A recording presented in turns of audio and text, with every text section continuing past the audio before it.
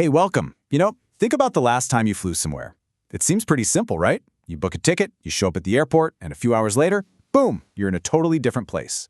But what we don't see is this massive, invisible engine humming along in the background, this incredible network that basically powers our modern world.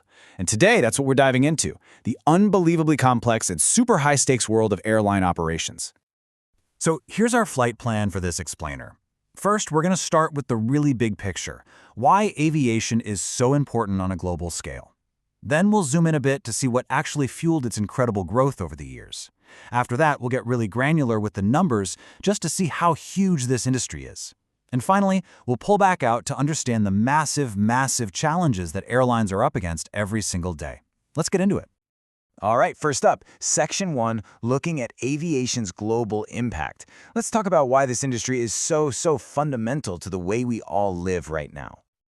I mean, it really all comes down to this one question. Because flying isn't just about going on vacation or taking a business trip. You have to think of it as essential infrastructure. It's like the circulatory system for the entire global economy and, for our culture too. Yeah, this really breaks it down perfectly. We're not just talking about getting people from point A to point B. Think about high-value cargo, fresh seafood from Japan showing up in a London restaurant the next day, or a critical organ being flown across the country for a life-saving transplant. Aviation makes that happen.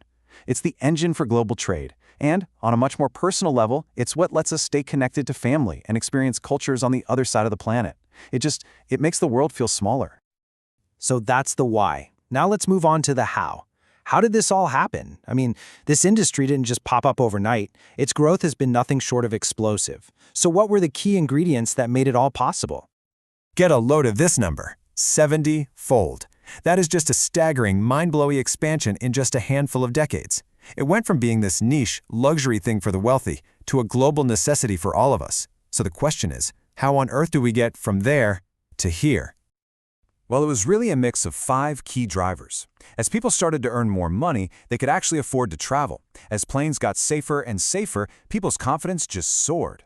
And of course, as business went global, the need to travel just exploded. But the real game changer, the one thing that really opened the floodgates, was number 2 right there, market deregulation. So what exactly is deregulation? Well, to put it simply, it's when governments decide to step back and just let the market do its thing. Before this, governments had this iron grip on the industry. They decided who could fly where, how often, and even what prices they could charge.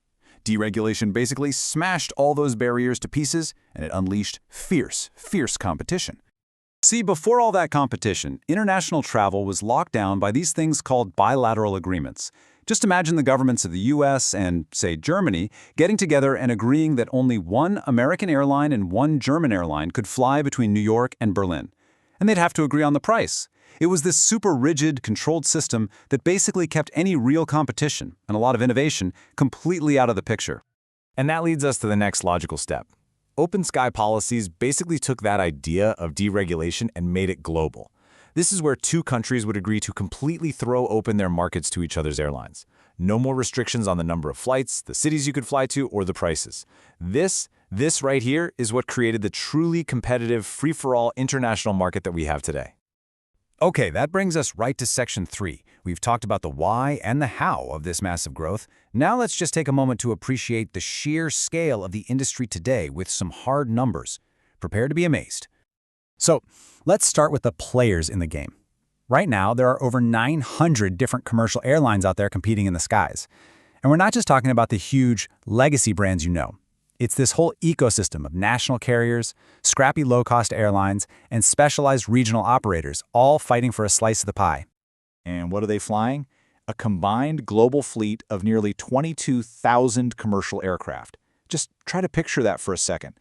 All of those planes, from the tiny little regional jets to those massive double-decker super jumbos, crisscrossing the globe at any given moment of any given day. And what's the result of all that activity? Well, those planes are transporting close to 2 billion passengers every single year. That's like a quarter of the entire planet's population taking a flight. The scale is it's almost impossible to really wrap your head around. This slide really puts it all together nicely. Yeah, you've got the 2 billion passengers, but look at those other numbers. Airlines move 40% of all interregional exports by value. Think about that. Almost half the value of all goods traded between different regions of the world travels by air.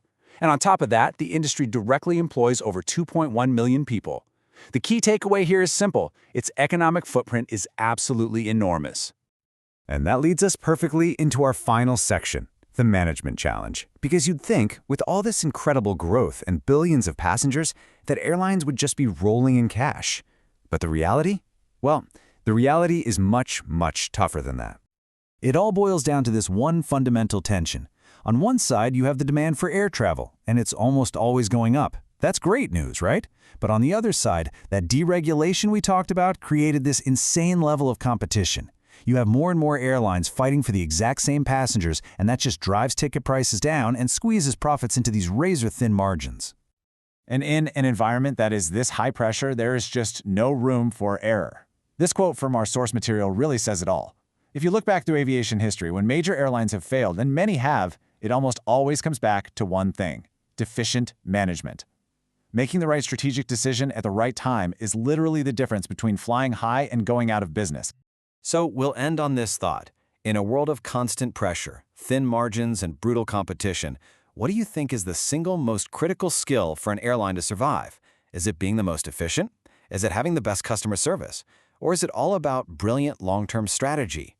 It's the question that keeps airline CEOs up at night, and it's what makes this industry one of the most fascinating and challenging businesses on the entire planet. Thanks for joining me.